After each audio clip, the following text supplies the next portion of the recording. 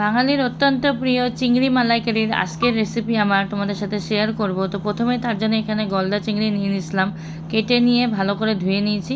তারপর উল্টা দিকে দুটো মিডিয়াম সাইজের পেঁয়াজ, অনেকটা নারকেল কুচি আর 3টা কাঁচা লঙ্কা দিয়ে পেস্ট করে নিয়েছি।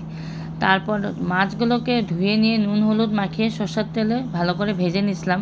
ভেজে নেওয়ার পর ওই তেলেই তেজপাতা, গোটা গরম মশলা আর একটু গোটা জিরা সম্বার দিয়ে এই পেঁয়াজ আর নারকেল বাটাটাকে দিয়ে দিয়েছি। দিয়ে একটু আদা বাটা দিয়ে ওর মধ্যে নুন, একটু হলুদ, একটু জিরার গুঁড়া, একটু কাশ্মীরি রেড চিলি পাউডার সব কিছু দিয়ে এই মশলাটা কষিয়ে নেব প্রায় 2 মিনিট। দিয়েছি চেরা কাঁচা লঙ্কা 2-3টা। যেরকম তেল ছেড়ে আসবে তখন এর মধ্যে দিয়ে দিয়েছি নারকেলের দুধ। আর নারকেলের দুধ যদি না থাকে 2 চামচ গুঁড়ো দুধ জলের মধ্যে মিশিয়ে দিলেও টেস্টটা দারুণ হয়। তো তারপর দিয়ে দিচ্ছি জল, দিয়ে এই মাছগুলো, ভেজে রাখা মাছগুলো এর মধ্যে দিয়ে কিছুক্ষণ এখন আমি এই ঝোলটাকে ফুটাবো। যখন গায়ে মাখা হবে নামানোর আগ দিয়ে দিচ্ছি ঘি, একটু চিনি আর গরম মশলা।